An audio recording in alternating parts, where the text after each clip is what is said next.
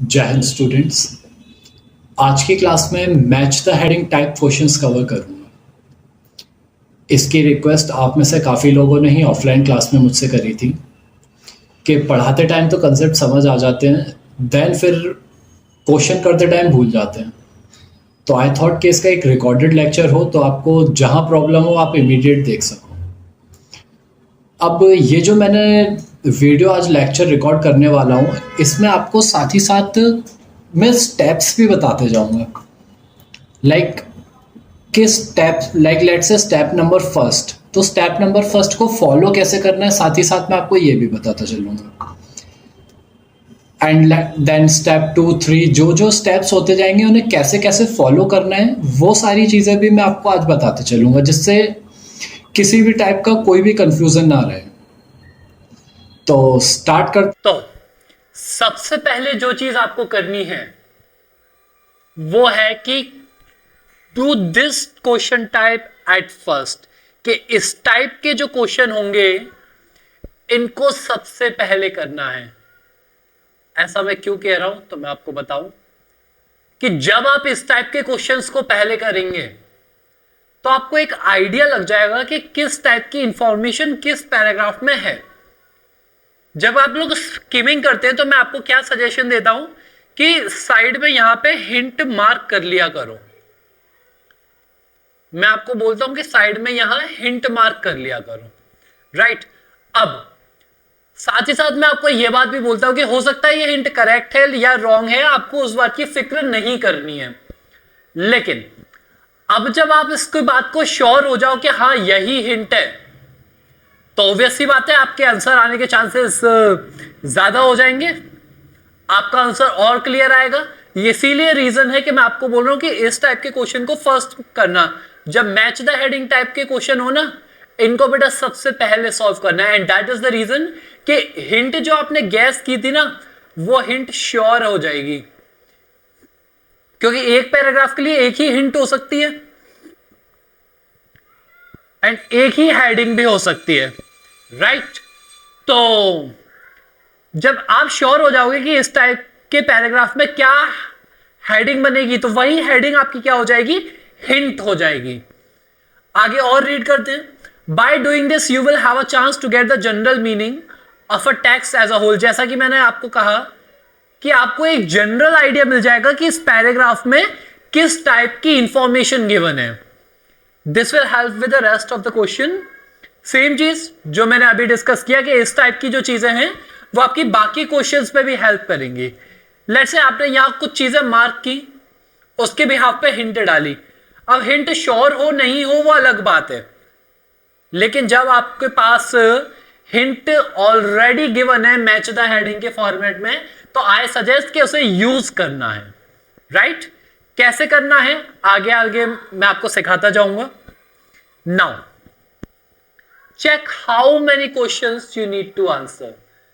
ये थोड़ा करेक्शन यहां कर लेना, ये 28 to 36 ये जो है ना, ये नीचे लिखे गया है, यहां 36 है। हाँ ये ठीक है, तो यहां ये थोड़ा सा करेक्शन है, एक सेकेंड। हाँ, तो आपको इस बात का याद रखना है कि कितने क्वेश्चन आई एम सॉरी, कितने क्वेश्चन आपको आंसर करने हैं। 28 से 36 क्वेश्चन आपको आंसर करने हैं। Let's say 28, 29, 30, 31, 32, 33, 34, 35 and 36। आपको 9 क्वेश्चन मैंने कहा कि आंसर करने हैं, ठीक है। यहां हेडिंग कितनी है, 10।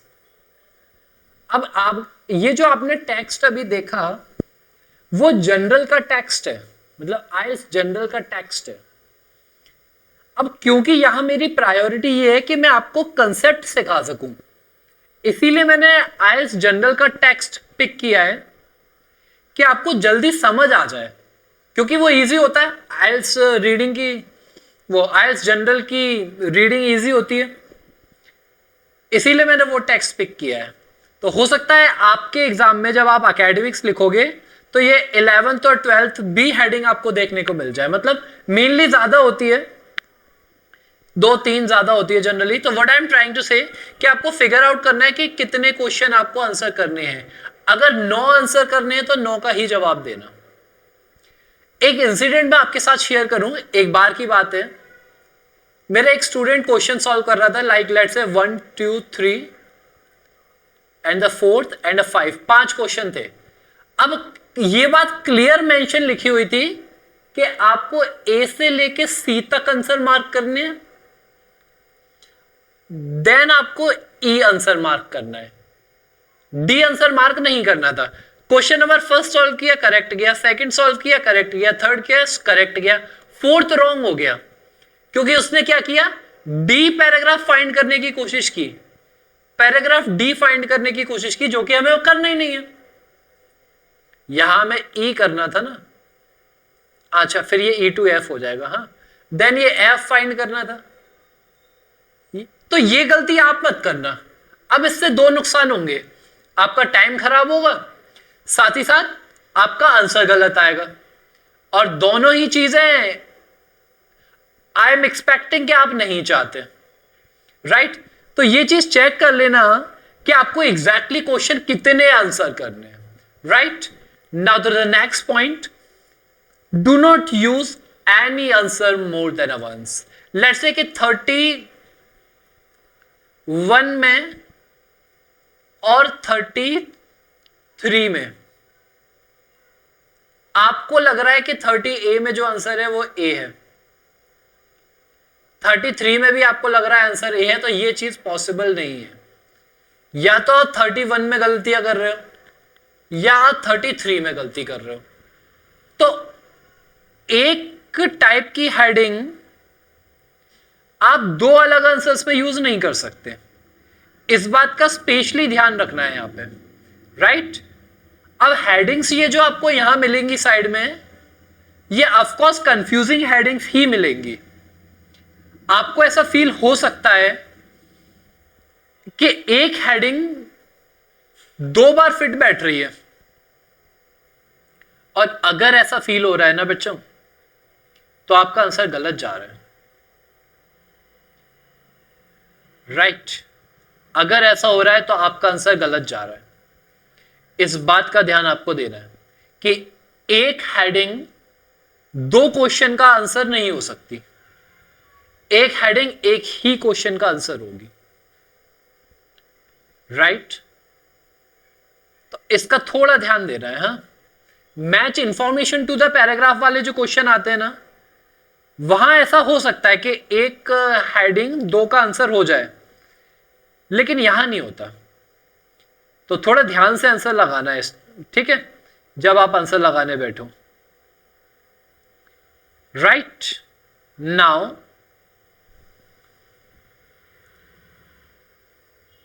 ये do not need to read the whole text.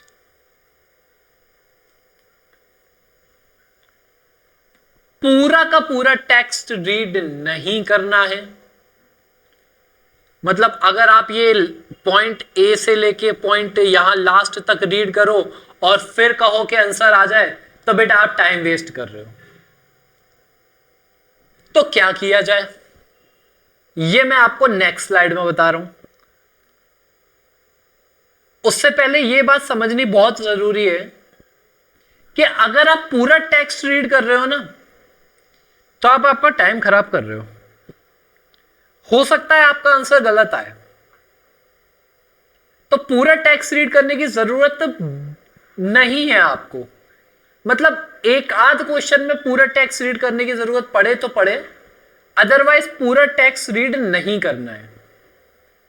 क्या रीड करना है, जैसे ही मैं आपको यह बता दूंगा ना कि आपको क्या रीड करना है, आपको ये टाइप के क्वेश्चन बहुत इजी लगने लगेंगे, और इसका मैं आपको प्रूफ भी दूंगा। ये लो, read the heading first. Main heading पढ़नी है, तो यहां मेन हेडिंग क्या है, leisure time in America.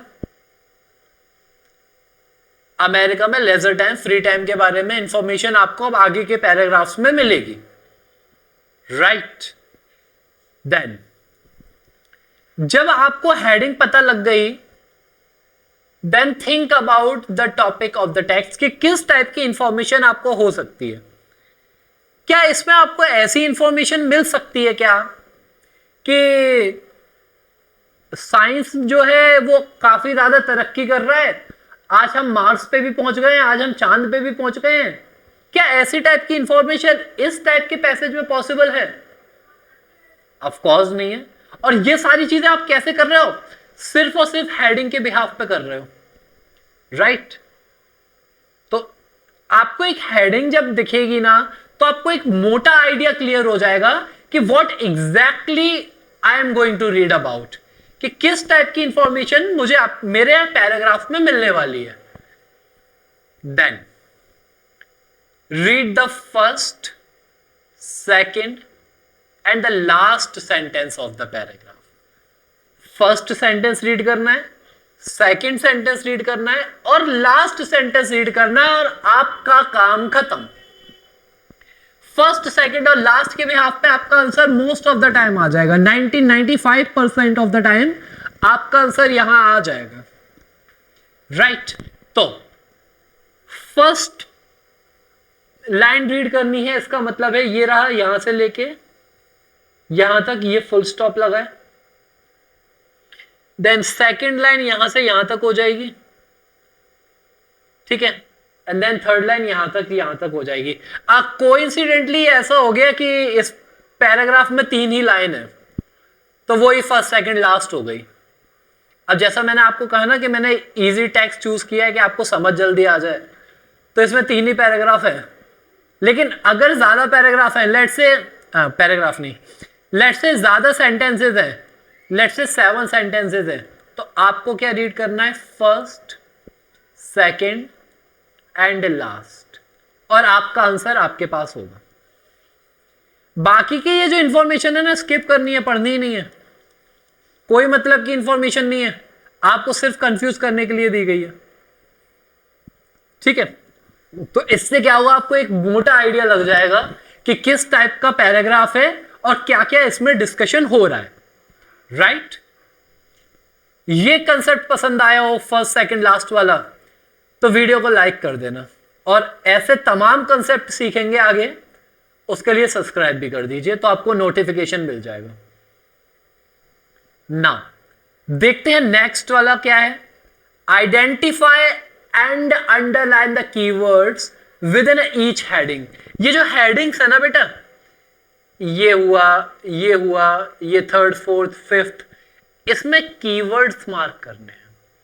Keywords क्या होते हैं? जब मैंने रीडिंग वाली क्लास बताई थी, वहां मैंने डिस्कस किया था। एक बार और मैं आपको बता देता हूं। कीवर्ड्स का मतलब होता है नाउन, आप मार्क कर लीजिए, आप एडजेक्टिव मार्क कर लीजिए, और आप वर्ब मार्क कर लीजिए, अगर आप इनिशियल लेवल पर हैं। अगर आप इनिशियल लेवल पर हैं तो ये 3 टाइप के कीवर्ड्स मार्क कर लीजिए। अगर आप ऑलरेडी पढ़ चुके हैं, मतलब मैं ऐसा बोलूं कि करीब करीब 15-20 रीडिंग अगर आप कर चुके हैं, तो फिर आपको ये कीवर्ड मार्क करने की जरूरत नहीं है। तब क्या कीवर्ड मार्क करने हैं तो समझना, नाउन मार्क करना है,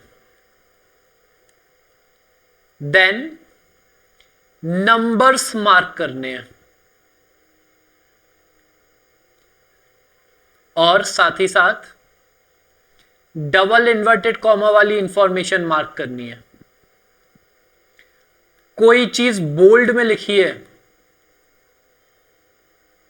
या फिर इटैलिक्स में लिखी है, वो मार्क करनी है। साथ ही साथ अगर कोई स्टेटमेंट है या फिर कोई डेफिनेशन है, वो मार्क करनी है। बस इतना आपको याद रखना है बच्चों कि इनिशियल लेवल पे ये कीवर्ड्स मार्क मत करना, अदरवाइज आपका स्कोर इंप्रूव होने में टाइम लगेगा। देखो जनरली क्या स्ट्रक्चर होता है कि पहले आपको ये चीज समझनी है कि क्वेश्चन का मतलब क्या है, क्वेश्चन डिजाइन कैसे हो रहा है, पैराग्राफ में इंफॉर्मेशन क्या है। तो वो आपको कैसे समझ आएगी, जब आप नाउन मार्क करोगे, एडजेक्टिव और वर्ब मार्क करोगे, राइट। अब ये जो मैंने 5 टाइप के कीवर्ड्स बताए ना, ये तब मार्क करना है बेटा जब आप स्पीड का गेम खेलोगे। स्पीड का गेम खेलोगे एज इन 40 मिनट में आपको 60 मिनट में आपको 40 क्वेश्चन टच करने ही करने हैं। जब स्पीड पे काम करोगे ना, तब ये कीवर्ड्स मार्क करने हैं, तब ये सारी चीजें उतनी ज्यादा इंपॉर्टेंट नहीं रहेंगी, क्योंकि अब आप ऑलरेडी समझने लगे हो कि किस टाइप की इंफॉर्मेशन आपको आपके पैराग्राफ में मिलने लगी है, राइट। तो इनिशियली अगर ये कीवर्ड मार्क करोगे तो हो सकता है आपको प्रॉब्लम आ जाए। तो मैं क्या बात कर रहा था कि identify and underline the keyword with in each heading. Her heading में कीवर्ड्स मार्क कर लेने हैं, राइट।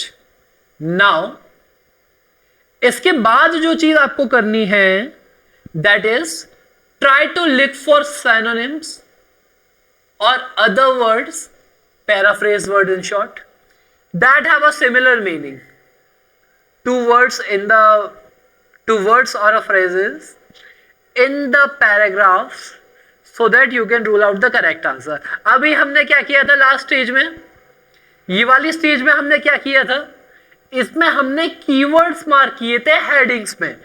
अब सेम टाइप के कीवर्ड्स या पैराफ्रेज्ड वर्ड्स आपको यहां ढूंढने हैं। आपका पैसेज जो है, राइट, आपके पैसेज में ढूंढने हैं, और जितने ज्यादा कीवर्ड्स आपको मिलते जाएं उतना क्लोज आपके आंसर के आते जाओगे, राइट। इसके बाद जो नेक्स्ट स्टेप फॉलो करना है वो कुछ नहीं है, इतना कर लोगे और आपका काम हो जाएगा, ये सफिशिएंट है, राइट। इसके बाद मैंने 3 पैराग्राफ आपके लिए दिए, बी, सी एंड डी। ये 36 था, हाँ। तो उसके लिए ये हेडिंग्स दी हुई हैं। बी, सी और डी पैराग्राफ के क्या आंसर हैं, ये आप मुझे कमेंट बॉक्स में मेंशन करके बताना, राइट। तो आई एम एक्सपेक्टिंग कि इसके बाद कोई डाउट नहीं होना चाहिए। और जाते जाते एक बात मैं आपको और बता दूं, जो जनरली सारी रीडिंग की क्लासेस में मैं आपको बताता हूं, बेटा रीडिंग टाइम टेकिंग गेम है। मतलब उसमें आप ये नहीं बोल सकते कि क्लास देख ली, लेक्चर देख लिया और उसके इमीडिएट बाद आपके रिजल्ट आने लगेंगे। नहीं बेटा, बार बार प्रैक्टिस करना पड़ेगा, तब आपके आंसर करेक्ट आएंगे। अगर आप रेगुलर प्रैक्टिस नहीं करोगे और सोचो 1 या 2 टेस्ट में आंसर करेक्ट आने लग जाए, तो बेटा वो बहुत ज्यादा मुश्किल है। तो रीडिंग प्रैक्टिस लेता है। तो जो हमने तरीका आज सीखा है ना मैच द हेडिंग के लिए, वो आप बार बार फॉलो करोगे ना, तब आप आपके आंसर्स के क्लोज पहुंचोगे, राइट। तो आज का सेशन यहीं एंड करते हैं, और जाने से पहले एक छोटा मोटिवेशन, जैसे हर बार देता हूं मैं आपको ऑफलाइन क्लासेस में भी। ये बैकग्राउंड में जितने भी फ्लैग्स देख रहे हो ना, कैनेडियन हो या ब्रिटिश हो या अमेरिकन हो, ऑस्ट्रेलियन हो या यूरोपियन यूनियन का फ्लैग हो, इंडियन फ्लैग इससे ऊंचा ही रखना है बेटा। इंडिया में ऊंचा रखने के लिए मैं मेहनत कर रहा हूं, अब्रॉड में ऊंचा रखने के लिए आप मेहनत कर दो। मेरा रिवॉर्ड आपका बैंड स्कोर 9 नहीं है। जिस दिन यूनिवर्सिटी की डिग्री टॉप करोगे बेटा, वो रिजल्ट मुझे चाहिए। जिस दिन नाम बनेगा कि एक इंडियन आज फिर दुनिया में तहलका मचा गया, उस दिन मुझे खुशी मिलेगी। रेडी हो उस चीज के लिए। मैं मेरी मेहनत में कसर नहीं छोड़ूंगा इंडिया से। बस आपका रिजल्ट आने के बाद आप कसर मत छोड़ना, जिस भी कंट्री में आप जाओ। तो इसी के साथ सेशन एंड करता हूं। जय हिंद, टेक केयर।